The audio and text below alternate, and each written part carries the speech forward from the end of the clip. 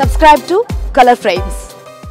బెంగళూరు వేదికగా జరిగిన చివరి టీ20 మ్యాచ్ క్రికెట్ చరిత్రలోనే హైలైట్ గా నిలిచింది. అంతర్జాతీయ క్రికెట్ లో ఓ మ్యాచ్ ఫలితం డబుల్ సూపర్ ఓవర్ ద్వారా తేలడం ఇదే తొలిసారి. రోహిత్ సిక్సర్ల వర్షం, రెండో సూపర్ ఓవర్ లో రవి బిష్ణోయ్ సంచలన బౌలింగ్ తో టీమిండియా విజయం సాధించింది.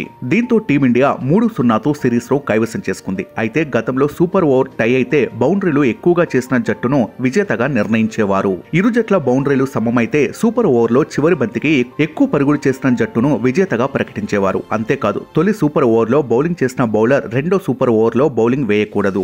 ఈ క్రమంలోనే భారత్, ఆఫ్ఘన్లు వేర్వేరు బౌలర్లతో బౌలింగ్ చేయించాయి. ఇది కాక చేసింగ్ టీం తొలి సూపర్ ఓవర్ లో బ్యాటింగ్ చేస్తుంది. ఒకవేళ తొలి సూపర్ ఓవర్ టై అయితే రెండో సూపర్ ఓవర్ లోనూ చేసింగ్ జట్టే ముందుగా బ్యాటింగ్ చేస్తోంది. కాగా తొలి సూపర్ ఓవర్ లో అవుట్ అయిన బ్యాట్స్మెన్ కు రెండో సూపర్ ఓవర్ లో ఆడే అవకాశం మాత్రం ఉండదు. ఒకవేళ రిటైర్డ్ హట్ గా వెనుతిరిగితే సూపర్ ఓవర్ లో బ్యాటింగ్ చేసే ఛాన్స్ ను కల్పించారు. అయితే గత మ్యాచ్ లో రోహిత్ శర్మ రిటైర్డ్ అవుట్ గా వెనుతిరిగిన బ్యాటింగ్ కు అవకాశం కల్పించారు. నిజానికి ఇది సూపర్ ఓవర్ నిబంధనలకు విరుద్ధం. నిబంధనల్లో భాగంగా సూపర్ ఓవర్ ప్రారంభమయ్యే ముందు ముగ్గురు బ్యాటర్ల వివరాలను ఎంపైర్లకు అందజేయాలి. సూపర్ ఓవర్ లో ఆ బ్యాటర్లు మాత్రమే బ్యాటింగ్ చేయాల్సి ఉంటుంది. సూపర్ ఓవర్ లో ఇద్దరు బ్యాటర్లు విఫలమై వికెట్లు కోల్పోతే దాన్ని ఆల్అౌట్ గా గుర్తిస్తారు. ఇక రెండో సూపర్ ఓవర్ కూడా టై అయితే మూడో సూపర్ ఓవర్ ను కూడా వేయిస్తారు. ఇలా ఫలితం తేలే వరకు సూపర్ ఓవర్ ను నిర్వహిస్తారు. భారత్ ఆఫ్ఘనిస్తాన్ మ్యాచ్ కు ముందు 2020 ఐపీఎల్ సీజన్ లో Punjab Kings, Mumbai Indians double super overs ఆడాయి. క్రికెట్ చరిత్రలో ఇప్పటి వరకు ట్రిపుల్ సూపర్ ఓవర్ చోటు చేసుకోలేదు. అసలు సూపర్ ఓవర్ ను ప్రవేశపెట్టక ముందు మ్యాచ్ టై అయితే